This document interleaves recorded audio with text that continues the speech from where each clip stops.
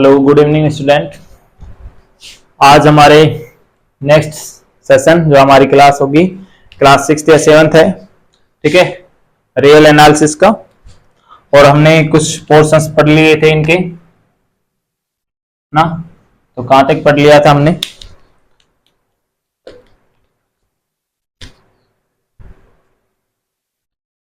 शायद upper bound lower bound पढ़ लिए थे हमने, है ना। अपर बाउंड लोअर बाउंड पढ़ लिया था, और एक पूर्ण क्रमिक क्षेत्र कंप्लीट ऑर्डर फील्ड यहां तक पढ़ लिया था, कंप्लीट ऑर्डर फील्ड तक, ठीक है। इसके बाद पढ़ना है बाकी है, तो इसके से पहले हम थोड़ा सा एक देख लेते हैं। एक थ्योरम है ना, उस थ्योरम को प्रूफ कर रहे हैं। चलो देखो क्या है थ्योरम का। थ्योरम का स्टेटमेंट है,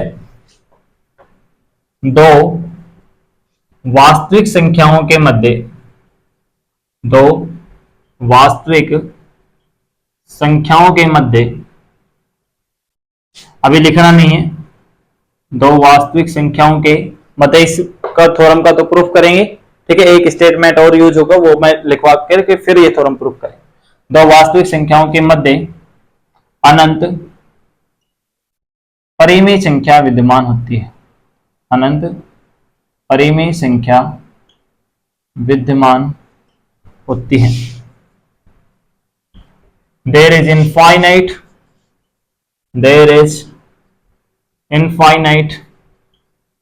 rational between two real numbers,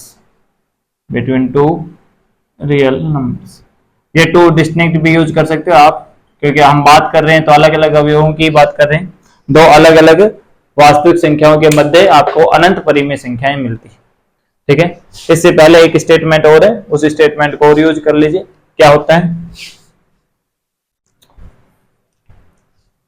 देखो, वो थ्योरम का स्टेटमेंट ये, मैं थोड़ा सा मैथमेटिक्स में लिख देता हूं। If x belongs to real number, x किस में बिलोंग कर रहा है? रियल नंबर में बिलोंग कर रहा है, तो आपको जरूर एक ऐसा इंटीजर्स मिलेंगे आपको, there exist n belongs to z, ये देयर एग्जिस्ट का साइन है, n belongs to z, such that, किस तरह के मिलेंगे? जो ये आपका x है वो इस n में और n-1 के बीच में आ जाए, ठीक है।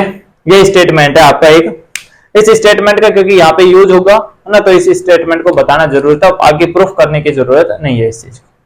क्या कह रहा है कि कोई भी एक वास्तविक संख्या है, तो उस वास्तविक संख्या के लिए आपको एक जरूर ऐसा इंटीजर मिलेगा जब ये इससे n और n-1 के बीच में हो जाए, n-1 और n के बीच में। देखो कोई भी आप x नंबर जो भी ले, ऐसे मैं कोई एक छोटा सा एग्जांपल आप जो भी ले सकते हो ले लेना।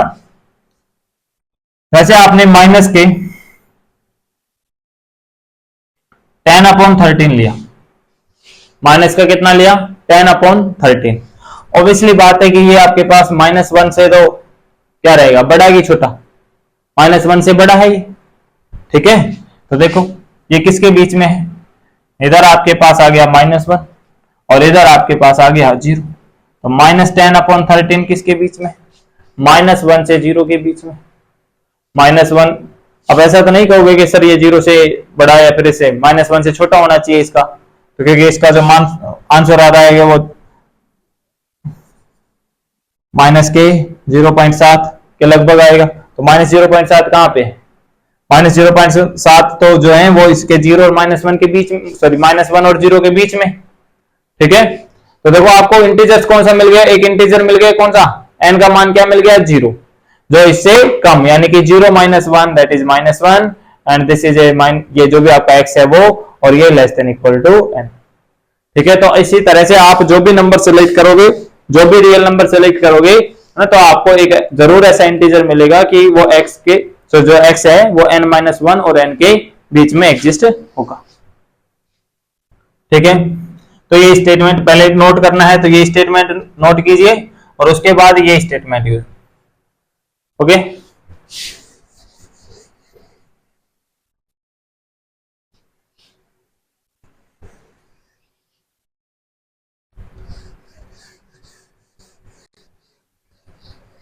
प्रूफ देखिए अब इसका।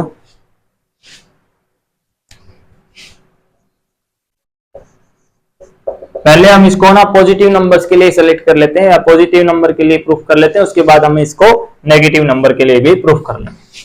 तो देखिए पहले माना कि x जो है वो किससे बड़ा है, 0 से बड़ा है, और 0 से बड़ा है तो कोई बात नहीं, हम एक नंबर और सेलेक्ट कर सकते हैं एंड एक नंबर y लिया, और जो वो y लिया है वो किससे बड़ा ले लिया है, इस x से बड़ा ले लिया, x less than y। Okay, जब x लेस देन y है तो आप इसको ऐसा लिख सकते हो, इसी को क्या लिख सकते हो आप, y ग्रेटर देन x लिख सकते हो, और यहां से आप सोल्व करते हो तो y minus x greater than 0। That means आपने क्या किया है, इस x को इधर ले आए, माइनस हो गया है, और ये क्या आ गया, यानी कि दोनों तरफ से आपने x को सब्ट्रैक्ट कर दिया, तो y minus x greater then क्या आ गया, 0 आ गया।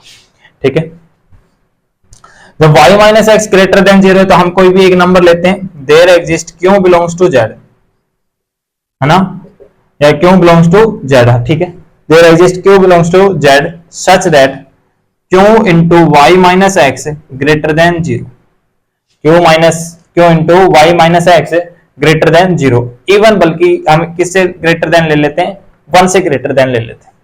ऐसा हम कोई भी एक नंबर सेलेक्ट कर सकते हैं z में से कि आप इस नंबर को क्यों से मल्टीप्लाई करोगे तो किससे बड़ा आ जाए, ये 1 से बड़ा आ जाए। इसको आप लिख दीजिए इक्वेशन 1, इसको इक्वेशन 1 लिख लीजिए। अब देखिए, सिंस वी नो दैट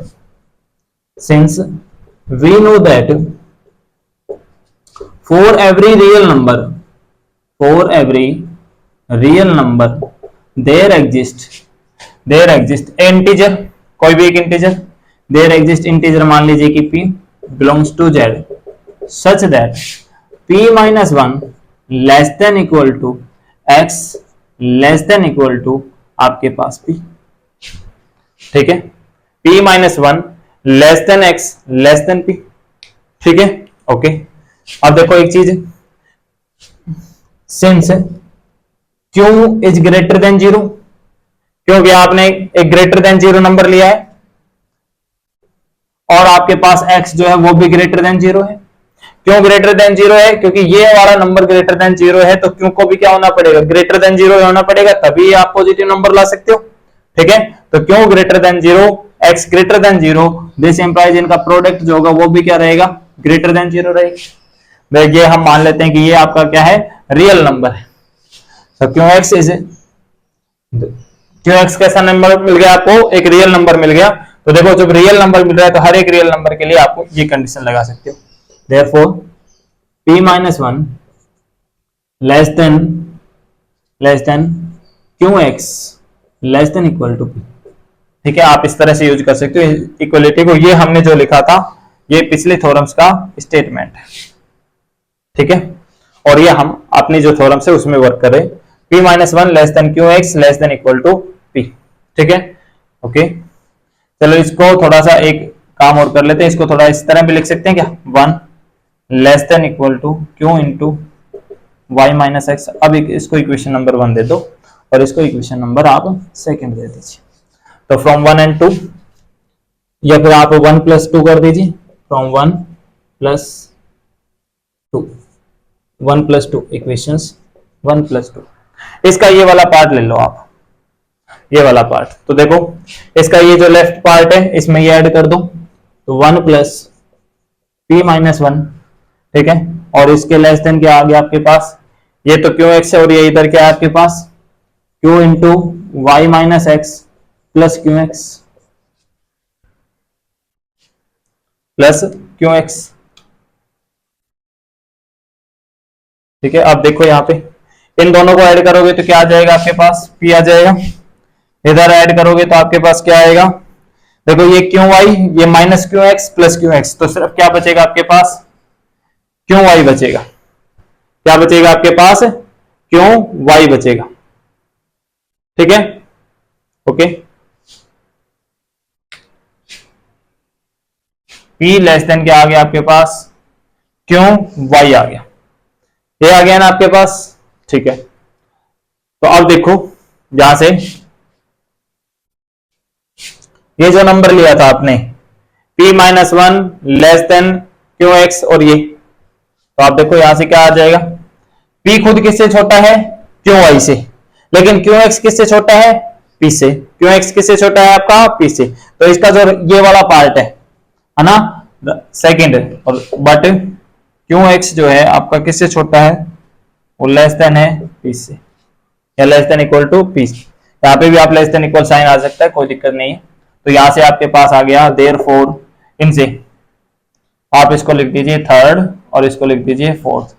तो फ्रॉम 3 और 4, तो देखो P खुद किससे छोटा था आपका, QY से। आप चाहिए तो ये साइन यूज कर लो। और लेस देन क्या है, QY खुद किससे छोटा है, QY, P जो है आपका लेस देन है किससे, QY से। और QX, P आ रहा है ना, एक मिनट, इससे यहां से आपने ये लिखा QX लेस देन है P, और P खुद किससे लेस देन है, Y, QY से। QX लेस देन P और P less than QY। Okay, अब देखो क्या करें, यहां से डिवाइड कर दो, क्यों का डिवाइड करोगे तो यहाँ पे x लेस देन क्या आ गया, P upon Q less than आ गया आपके पास y। तो x और y दो आप रियल नंबर थे, और आपने किस टाइप के लिख दिए, P बाई Q की फॉर्म में। और P और Q कैसे ले गए थे, देखो P इंटीजर्स में से था, Q भी इंटीजर्स में था, और कैसा इंटीजर था, पॉजिटिव इंटीजर। और पॉजिटिव इंटीजर कौन से होते हैं, 1 2 3 4 इस तरह से, ठीक है। तो therefore there is rational number, there is rational number between two distinct real number, between two distinct positive real number, क्योंकि आपने ये पॉजिटिव लिए थे रियल नंबर, ठीक है। तो हमने एक पार्ट प्रूफ किया है कि हमने देख लिया है कि आपके पास x और y दो पॉजिटिव नंबर थे, तो आपने प्रूफ कर दिया है कि जो एक नंबर मिल रहा है आपको P बाई Q फॉर्म का, जो किसके बीच में है, x और y के बीच में है, ठीक है। अब हम इसको नेगेटिव नंबर्स के लिए भी प्रूव करेंगे। तो देखो किस तरह से, ये नोट कर लीजिए ना, हटा रहे हैं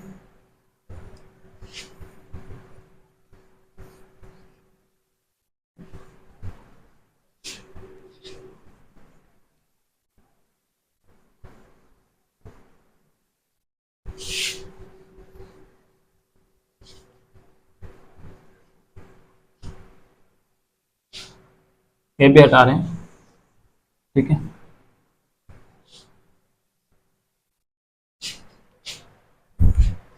नेक्स्ट देखिए,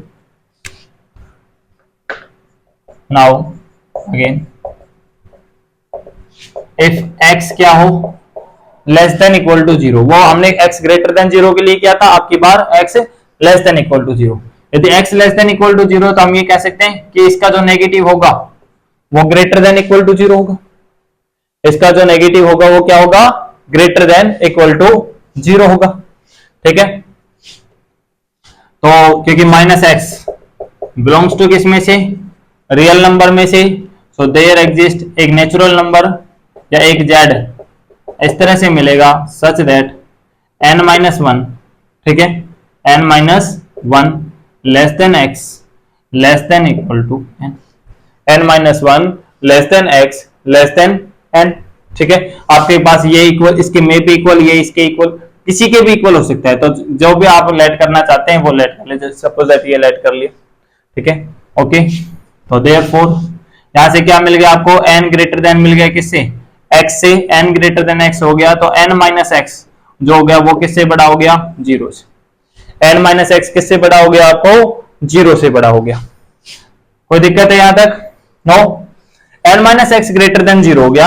अब देखो आपने x क्या लेकर के चले थे, x लेस देन लिया था y से, x यदि y से लेस देन ले लिया जाए तो क्या कर दो आप, इन दोनों में ऐड कर दो, इन दोनों में ऐड कर दो। अच्छा ये माइनस एक्स की बात कर रहे हैं ना, माइनस एक्स की बात कर रहे हैं, तो यहाँ पे ये आएगा तो n प्लस एक्स हो जाएगा, सॉरी, ठीक है, ये माइनस एक्स तो n plus x greater than 0।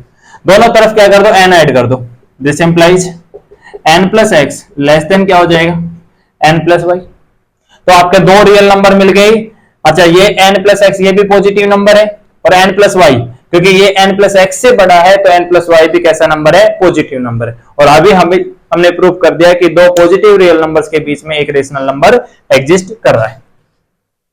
तो जो अपना पहला वाला था, so therefore there exists a rational number, there exists a rational number between n plus x and n plus y। तो हम लिख सकते हैं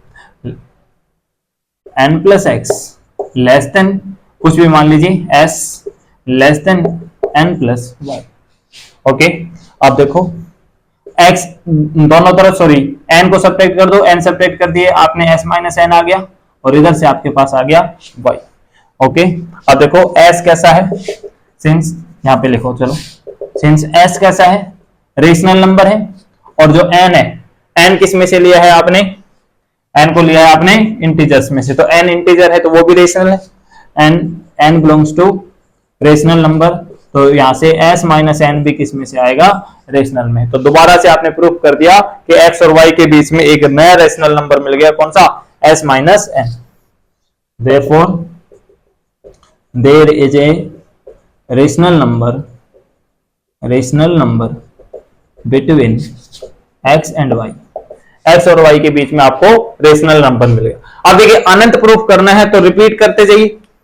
देखो किस तरह से, ये आपके पास एक नंबर है, ये आपके पास नंबर, सारे रेशनल क्या होते हैं, सॉरी वास्तविक संख्याएं होते हैं। तो अब आपके पास ये दो अलग अलग वास्तविक संख्याएं बन गई, तो इनके बीच में मिल जाएगा, ये दो अलग अलग वास्तविक संख्याएं, तो इनके बीच में मिल जाएंगे, फिर एक नया और मिलेंगे, तो उस तरह से। तो repeating this process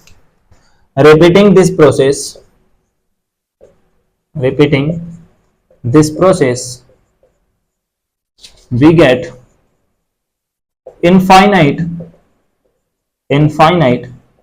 rational numbers between two distinct real number। यही आपको प्रूफ करना था, ठीक है, यही आपको प्रूफ करना था, ठीक है, समझ में आ गया। यदि कहीं समझ में नहीं आया है तो बता सकते हो आप।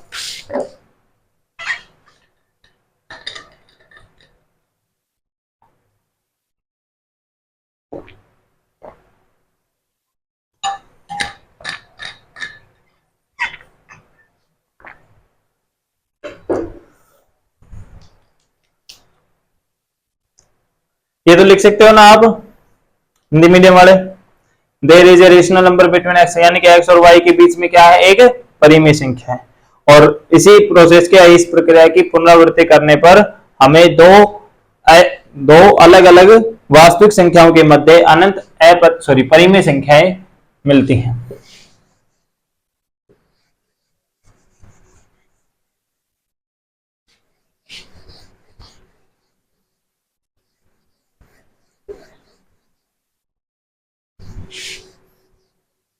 ये जो आपकी थ्योरम थे ना, ये आपकी आई हुई थ्योरम है, ये आपकी यूनिवर्सिटी में थ्योरम्स आई हुई है ये, और लेकिन ये थ्योरम जो है वो आपके ग्रेजुएशन लायक है नहीं ना, ये आपकी जो थ्योरम है वो सिर्फ 9th 10th बेस पे है, तो 9th 10th वालों में आनी चाहिए ये थ्योरम कि भाई हाँ ऐसा कुछ होता है, ठीक है। ये अपने थ्योरम, अपने वाली थ्योरम्स नहीं है, इस टाइप की नहीं है कि उस लेवल तक आए, ठीक है, लेकिन कब आई हुई है ये थ्योरम, तो इसलिए पढ़ना जरूरी है, ठीक है।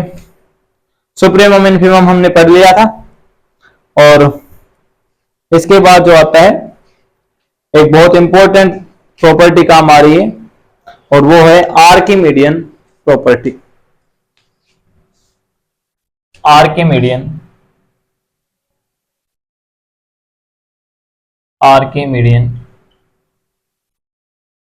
या आर्किमीडीय बोलते हैं हिंदी में, तो आर्किमीडीय गुणधर्म, इंग्लिश में आर्किमिडियन बोलते हैं, आर्किमिडियन।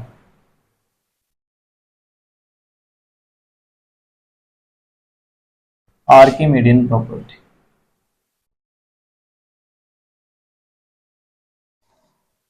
Archimedean property.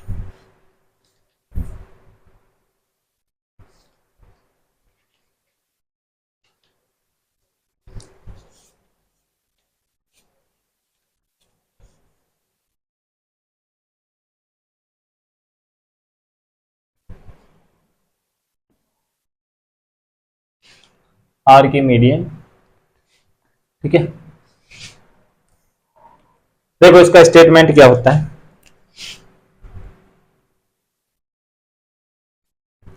इसका स्टेटमेंट है late x and y are two positive real number, are two positive real number, then there exists a natural number, there exists a natural number n belongs to n, a there exists natural number such that nx greater than y, nx greater than y। ये किसके ऊपर है? Natural number के लिए था, है ना, n belongs to natural number. आपको प्रूफ करना है कि nx क्या है? ग्रेटर देन है y से। nx किससे बड़ा है? y से बड़ा है। क्लियर है? ये आपको प्रूफ करना है। तो देखिए ये प्रॉपर्टी ना आपके लिए बहुत बहुत इंपॉर्टेंट प्रॉपर्टी है, क्योंकि आगे जब कुछ डेफिनेशंस पढ़ेंगे इनके कुछ स्पेशल केस हैं, वो स्पेशल केस भी देखेंगे, ठीक है, और आर्किमिडियन प्रॉपर्टी को भी हम देखेंगे कि किस तरह से काम करती है। तो देखिए पहले इसका प्रूफ देख लीजिए कि प्रूफ में क्या है। देखो अपने को प्रूफ करना है कि कोई भी दो पॉजिटिव रियल नंबर के लिए आपको एक ऐसा नेचुरल नंबर जरूर मिलना चाहिए कि nx किससे बड़ा हो जाए? y से बड़ा हो जाए। ठीक है, कंट्राडिक्शन के लिए मान लेते हैं कि सपोज दैट दिस प्रोसेस या this property does not hold, है ना। कंट्राडिक्शन के लिए फॉर कंट्राडिक्शन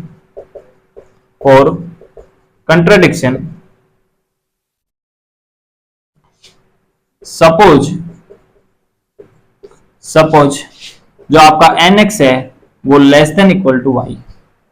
सपोज nx किससे लेस देन इक्वल टू है? y से लेस देन इक्वल है, और n अपना नेचुरल नंबर है, x किस में से? वेयर, यहां पे ये भी लिख लेता हूं, वेयर x ग्रेटर देन 0 है, और जो y सेलेक्ट किया आपने वो इस तरह सेलेक्ट किया, जो y सेलेक्ट किया है वो आपने x less than y select किया।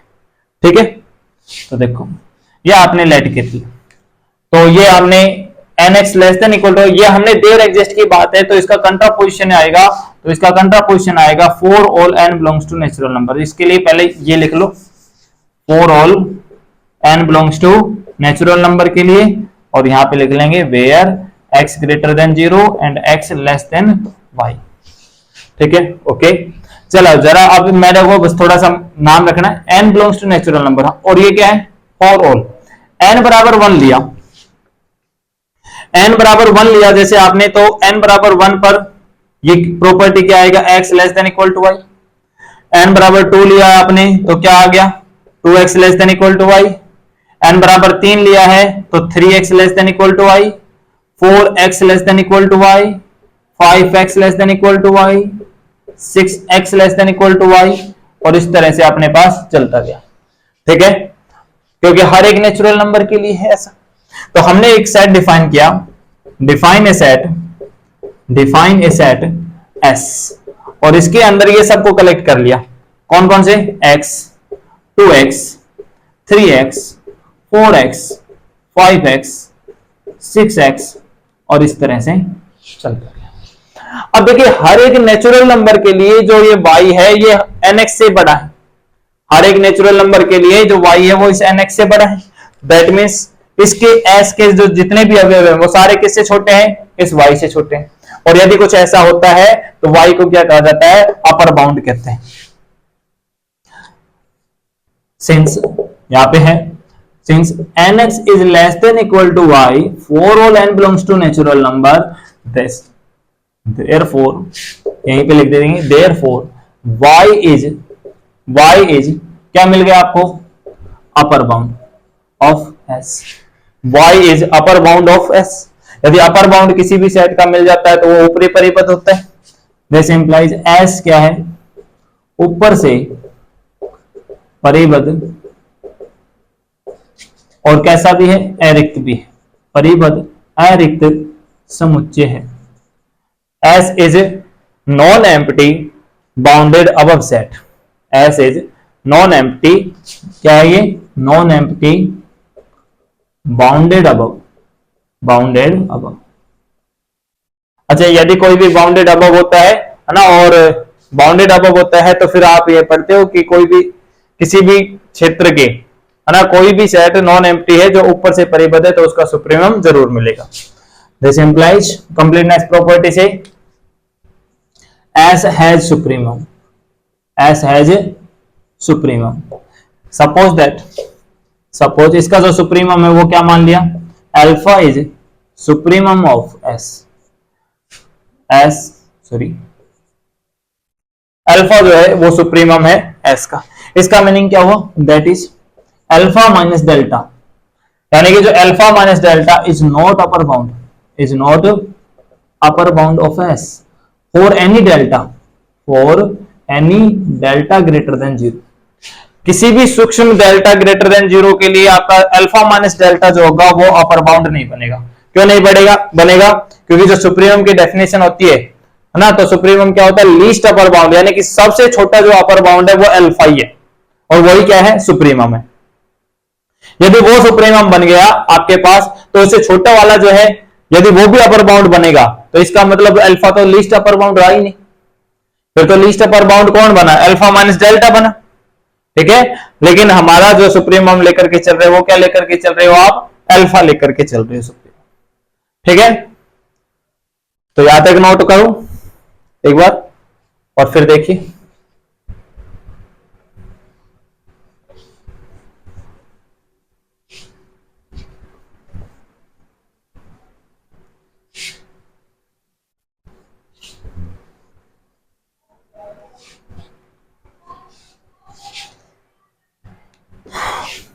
अल्फा क्या लिया गया है, सुप्रीमम लिया गया है एस का।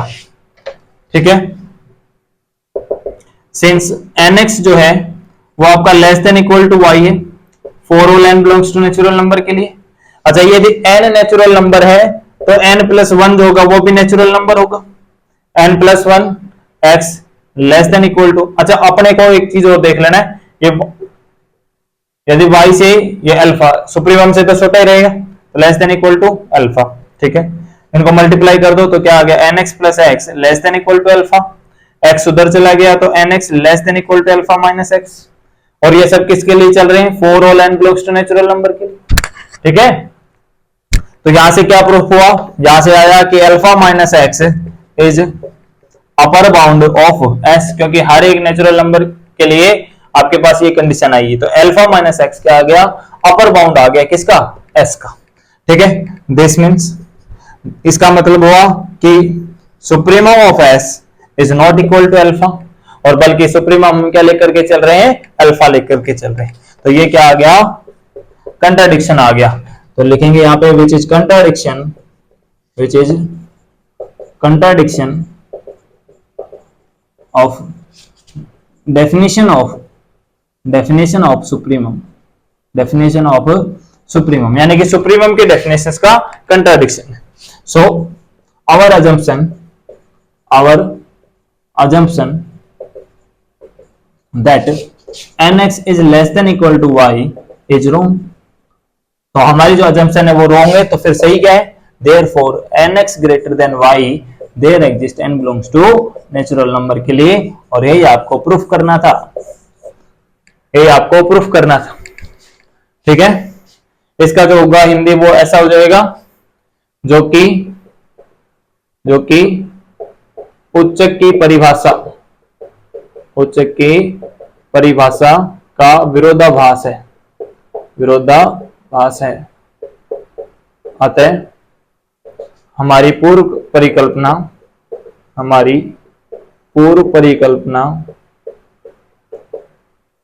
कि nx less than equal to y for all n belongs to natural number गलत है। अतः nx जो होगा ग्रेटर देन y होगा, there exist n belongs to natural number के। ठीक है, नोट कीजिए जल्दी से। तो ये आर्किमिडियन प्रॉपर्टी थी आपकी। अब इसके कुछ जो स्पेशल केस हैं ना, वो स्पेशल केस और देख लेते हैं एक बार, थोड़ा सा हटाएंगे।